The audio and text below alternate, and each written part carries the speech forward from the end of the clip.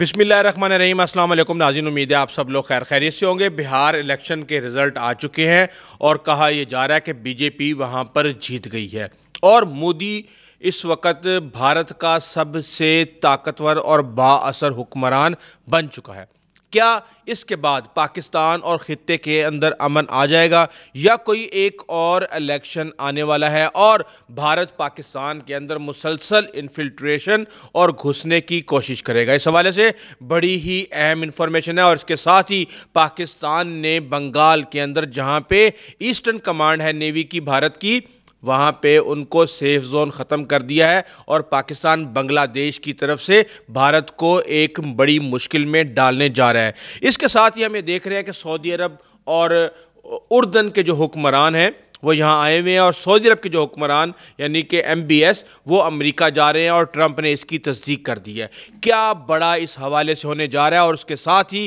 چین اور بھارت کے درمیان اس وقت ایک نیا محاذ کھل چکا ہے یا محاذ بند ہونے جا رہا ہے، کیونکہ وہاں سے خبریں کچھ اچھی نہیں آ رہی۔ سب سے پہلے میں آپ کو بتا دوں کہ بہار کے الیکشن میں ایسا کیا ہوا۔ کہا یہ جا رہا ہے کہ بہار کا الیکشن ہو چکا ہے، رزلٹ آ چکے ہیں، 89 سیٹس جو ہیں وہ بی جے پی نے لی ہیں، جبکہ بی جے پی کے جو اتحادی تھے جنتا دل یونائٹڈ کے نتیش کمار جو کہ سابق وزیر اعلیٰ بھی تھے بہار میں، ان کی پارٹی نے 85 سیٹیں لی ہیں اور اس کے مقابلے میں کانگریس نے 6، جبکہ کانگریس کا جو اتحادی تھے تیجسوی ان کی 25 سیٹیں وہاں پہ آئی ہیں۔ اب کہا جاتا ہے کہ ایک عجیب و غریب سا کمبینیشن بنایا گیا تھا بی جے پی کی طرف سے۔ 11% لوگ جو ہیں بہار کے اندر 13 کروڑ آبادی کے اندر وہ اعلیٰ ذات کے ہندو ہیں جنہوں نے بی جے پی کو سپورٹ کیا، اور اس کے ساتھ ہی نتیش کمار کو اپنے ساتھ ملا کے انہوں نے اس علاقے کے جو کہ غریب ترین ریاست سمجھی جاتی ہے ہندوستان کی، وہاں پہ غریب ترین طبقے کو بھی اس کا ووٹ حاصل کرنے میں یہ اتحاد کامیاب ہو گیا ہے۔ اور اب ہم یہ دیکھ رہے ہیں کہ ٹرمپ کی تمام تر تنقیدیں بہار الیکشن کے اوپر اثر انداز نہیں ہو سکی اور کہا یہ جا رہا ہے کہ اب اگلے سال 2026 کے شروع میں بنگال کا الیکشن ہونا ہے اور پاکستان اور بھارت کے درمیان اس وقت تک جو جنگی ماحول ہے وہ جاری رہے گا۔ یعنی کہ آپ یہ توقع آپ نہیں کر سکتے کہ بہار کے الیکشن ختم ہونے کے بعد اب پاکستان اور بھارت کے درمیان سکون ہونے جا رہا ہے۔ اس سے پہلے کہ میں آپ کو بنگال کے بارے میں بتاؤں، یہ ضروری ہے کہ میں آپ کو ذرا مڈل ایسٹ کے بارے میں بتا دوں، کیونکہ ٹرمپ یہ کہہ چکے ہیں کہ محمد بن سلمان آ رہے ہیں اگلے ہفتے اور اس کے ساتھ ہی وہاں پہ بڑی بڑی ڈیلیں ہوں گی، بہت زیادہ F-35 طیارے خریدنا چاہتے ہیں، اور ساتھ میں انہوں نے کہہ دیا کہ ابراہم اکارڈ جو ہے اس کی بھی توقع ہے کہ سعودی عرب اس کے اندر شامل ہو جائے۔ یہ ایک چھوٹی بات نہیں ہے، یہ ایک بہت بڑی بات ہے، اور سعودی عرب کی طرف سے MBS کا دورہ شروع ہونے سے پہلے اس کے اوپر واضح سٹیٹمنٹ آئے گی، آپ دیکھ لیجئے گا۔ بہرحال اب یہ کہا جا رہا ہے کہ MBS جو ہے وہ ابراہم اکارڈ کے اوپر ٹرمپ کے ساتھ بات کریں گے، لیکن ایک بات میں آپ کو بتا دوں کہ یہ پلان جو ہے یہ اب سے نہیں چل رہا، یہ ٹرمپ کی پچھلی ٹرم سے چل رہا ہے، اور جب غزہ کا معاملہ شروع ہوا ہے، جنگ شروع ہوئی ہے، اس وقت بھی یہ پریڈکشن کی جا رہی تھی کہ شاید سعودی عرب جو ہے وہ ابراہم اکارڈ کے اندر شامل ہو سکتا ہے، لیکن پھر حماس نے جب جنگ شروع کی تو 3 سال تک اس کا کوئی تصور بھی نہیں ہو سکتا تھا کہ سعودی عرب کسی بھی طرح سے اسرائیل کو تسلیم کر لے۔ لیکن یہاں پہ کہانی یہ ہے کہ سعودی عرب جب بھی جائے گا اکیلا نہیں جائے گا، اس کے ساتھ 5 سے 6 اسلامی ممالک بھی ہوں گے، جس میں ساؤتھ ایشیا سے کچھ ممالک ہو سکتے ہیں، اور اس کے ساتھ ہی ہم یہ دیکھ رہے ہیں کہ یہ سارے کا سارا معاملہ اس وقت تک حل نہیں ہو سکتا جب تک کہ فلسطین کے اوپر جو پوزیشن لی ہوئی ہے 2 اسٹیٹ ریاست کی وہ حل نہیں ہو جاتی۔ یہ معاملہ کسی صورت بھی حل نہیں ہوگا، کیونکہ اگر یہ معاملہ سعودی عرب یہ فلسطین کا معاملہ حل کیے بغیر کرتا ہے تو اس کی اپنی امہ کی لیڈرشپ جو ہے وہ اسٹیک پہ چلی جائے گی۔ اب اس کے ساتھ ہی ہم یہ دیکھ رہے ہیں کہ شاہ اردن جو ہیں وہ پاکستان کے دورے پہ آئے ہیں، اور ہر بندہ یہ سوال کر رہا ہے کہ بھائی یہ کیا کرنے آئے ہیں۔ تو اس حوالے سے جو انفارمیشن ہمارے پاس آئی ہے وہ یہ ہے کہ پاکستان کے ساتھ ایک ڈیفنس کوآپریشن جو ہے وہ کرنے جا رہے ہیں۔ یہ سعودی عرب کے لیول کا تو نہیں ہوگا کہ اردن پر حملہ، پاکستان پر حملہ، لیکن جو اس کی حقیقت ہمارے سامنے آئی ہے اس کے مطابق جو جارڈن کی فورسز ہیں ان کی ٹریننگ جو ہے کی جائے گی، ان کو ریویمپ کیا جائے گا اور جدید تقاضوں کے مطابق ان کو ٹرین کیا جائے گا۔ ہمارا تعاون جارڈن کے ساتھ پہلے بھی موجود تھا۔ جارڈن یعنی 5ویں نمبر پہ وہ ملک تھا جب پاکستان بنا تو جارڈن نے پاکستان کو تسلیم کیا، لیکن اب مزید تعاون کی خواہش کی گئی ہے، ایکسرسائزز بھی ہو رہی تھی اور اس طرح کی دیگر چیزیں بھی پہلے ہو رہی تھیں۔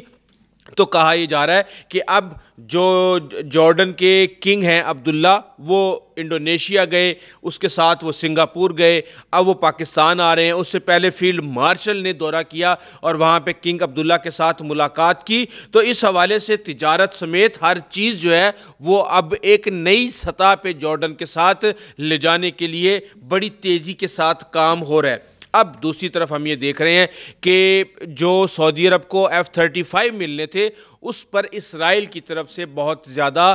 شکایات آ رہی ہیں یا احتجاج آ رہا ہے یا رکاوٹیں آ رہی ہیں۔ اس کی وجہ یہ ہے کہ سعودی عرب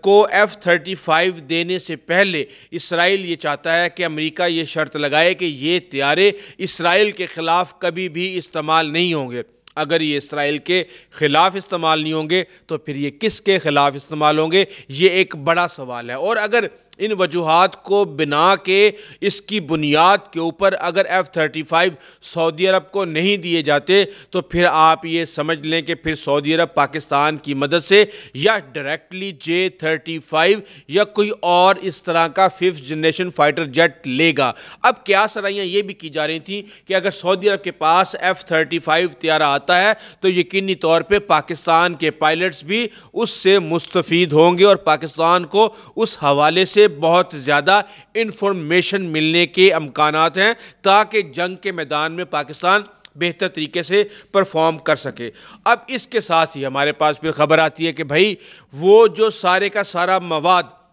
جس کے بارے میں بھارت یہ کہہ رہا تھا کہ 3000 کلو دھماکہ خیز مواد ہے، وہ پکڑا گیا ہے ان وائٹ کالر ڈاکٹر سے جن کے گھروں پہ چھاپا مارا گیا اور مبینہ طور پہ ڈاکٹر عمر نبی کو دہلی کے اندر جو دھماکہ ہوا ہے اس کے اوپر مبینہ طور پہ الزام ٹھہرایا جا رہا ہے کہ یہ دہشت گردی کا الزام کی واردات ہے، لیکن یہ صرف اور صرف زو مینی باتوں کے اندر حکام کی طرف سے باتیں آ رہی ہیں۔ ابھی تک بھارت نے کسی بھی قسم کا کوئی الزام نہیں لگایا، لیکن جو مواد ہریانہ فرید آباد کے اندر پکڑا گیا تھا اور کہا یہ جا رہا تھا کہ 378 kg ہے، پھر کہا گیا جی کافی لوگوں سے ملا اور یہ 2700 سے 3000 kg کے قریب امونیم نائٹریٹ ہے، وہ سارے کا سارا سری نگر کے ایک پولیس اسٹیشن کے اندر پھٹ چکا ہے۔ اور وہ پھٹنے کے بعد 9 جو پولیس اہلکار جن کے اندر فورینزک سٹاف تھا، ریونیو آفیشلز تھے، اسٹیٹ انویسٹیگیٹو آفیسرز تھے، یہ سارے کے سارے 9 گاؤں پولیس اسٹیشن کے اندر جاں بحق ہو چکے ہیں اور یہ سارے کا سارا مواد جو ہے یہ ہریانہ کے فرید آباد پولیس اسٹیشن سے لایا گیا تھا۔ اب آپ ان کی نااہلی دیکھ لیں کہ انہوں نے 9 بندے مروا دیے ہیں اور 27 پولیس اہلکار زخمی کروا دیے ہیں، 32 ٹوٹل زخمی ہیں۔ تو اس طرح کے ایکسیڈنٹل بلاسٹ جو ہیں انہوں نے کیے، ان کی اہلیت کا اندازہ آپ اس چیز سے لگا سکتے ہیں۔ لیکن ایک بات اہم ہے کہ سچ بول رہے ہیں اور پولیس اہلکار نے آ کے فوری طور پہ کہہ دیا کہ بھائی اس کا کوئی مطلب لینے کی ضرورت نہیں ہے، یہ ہوا ہے کہ یہ پھٹ گیا ہے خود بخود، حالانکہ بڑی احتیاط کے ساتھ اس کے نمونے لیے جا رہے تھے۔ اس کے ساتھ ہی ہم یہ دیکھ رہے ہیں کہ ایک واردات ہوئی امریکہ اور بھارت کے درمیان، مودی اس کا بہانہ بنا کے چین چلے گئے اور چین کے ساتھ کہا گیا کہ جی پہلی دفعہ ان کی ڈائریکٹ فلائٹس شروع ہو چکی ہیں اور چین اور بھارت کے تعلقات بڑے اچھے ہونے جا رہے ہیں اور معاملات جو ہیں وہ طے ہو جائیں گے۔ لیکن اب جو خبریں ہمارے پاس آ رہی ہیں اس کے مطابق چین نے بھارت کے 450 کلومیٹر کے علاقے پر قبضہ کیا ہوا ہے۔ اس کے بارے میں بات یہ کی جا رہی ہے کہ چین کی ہمیشہ سے یہ حکمت عملی رہی ہے کہ وہ 2 قدم آگے اور 1 قدم پیچھے جاتا ہے۔ تو ابھی جو بھی بات چیت چل رہی ہے بھارت کے ساتھ معاملات کو طے کرنے کے حوالے سے، جو وہاں پہ فریزنگ ہوئی ہے، آپ یہ کہہ سکتے ہیں کہ ڈیم چوک کے مقام پہ اور ڈیسپینگ کے مقام پہ بھارتی فوج وہاں پہ پہلے کرتی تھی پیٹرولنگ، اس کے بعد ان کو پیٹرولنگ کی اجازت نہیں دی گئی۔ بہت سی ایسی پوسٹیں ہیں جو کہ اس وقت چین کے پاس ہیں اور وہ چین اس وقت بہتر پوزیشن کے اندر ہے، وہ ساری کی ساری ابھی چین کے ہی قبضے میں ہیں اور بھارت جو ہے وہ خالی پیلی تڑیاں لگا رہا ہے. اور تڑیاں کیا لگائی جا رہی ہیں؟ وہ یہ لگائی جا رہی ہیں کہ جناب ایئر چیف مارشل اے پی سنگھ جو ہیں لداخ پہنچ گئے, وہاں پہ نیوما ایئر فورس کا جو اسٹیشن ہے وہاں پہ یہ اترا ہے, اور ساتھ میں ایک retired air marshal K through بیان جاری کروایا جاتا ہے کہ لائن آف ایکچوئل کنٹرول سے 30 کلومیٹر کے فاصلے پہ یہ جو لداخ کے اندر نیا ہوائی اڈہ ہے, اور یہ لڑاکا طیارے جو ہیں اس کے اندر کاروائی کرنے کے قابل ہیں. اس ایئر بیس سے ہمارے دونوں مخالفین کے لیے ایک نئے چیلنج کا اضافہ کرے گا, جبکہ حقیقت یہ ہے کہ بالکل اس کے سامنے ہی چین کا بھی ایک ہوائی اڈہ ہے. اور اس وقت چاہے جو بھی معاملات ہیں, ہم یہ دیکھ رہے ہیں کہ پاکستان کی نیوی کے اعلیٰ ترین حکام بنگلہ دیش کا دورہ کر چکے ہیں, اور وہاں پہ ہمارے پاس جو اعلیٰ ترین میٹنگز کے حوالے سے گوسپس اور انفارمیشن آ رہی ہیں, اس کے مطابق بھارت کی یہ ریسرچ شیئرنگ ہوگی, انٹیلیجنس شیئرنگ ہوگی, اس کے اندر سمندری لاجسٹک کو ڈیل کیا جائے گا, اس کے اندر ایک دوسرے کے ساتھ مل کے کام کریں گے. لیکن اس کے ساتھ ہی جو بھارت کی ایسٹرن نیول کمانڈ ہے, جو کہ بالکل سیف زون سمجھا جاتا تھا کہ یہ پاکستان اور چین سے بہت دور ہے اور یہ کھل کے آرام سے عیاشی کرے, وہاں پہ کوئی خطرہ نہیں ہے. بنگلہ دیش کے اندر حسینہ واجد بیٹھی ہوئی ہے, وہ اپنی بات ہے, سمجھ لیں بنگلہ دیش بھی ہمارا ہی حصہ ہے, تو وہ سارے کا سارا معاملہ ختم ہو گیا ہے. اور بالکل خلیج بنگال کے اندر ہی بھارت اپنی ایٹمی آبدوزوں کے لیے ڈاک یارڈز بنا رہا تھا خفیہ غاروں کے اندر. اب اس کے اوپر بھی انفارمیشن, ان کی موومنٹس, ان کی ہر چیز جو ہے وہ پاکستان کے پاس آ جائے گی, اور ان کے روٹس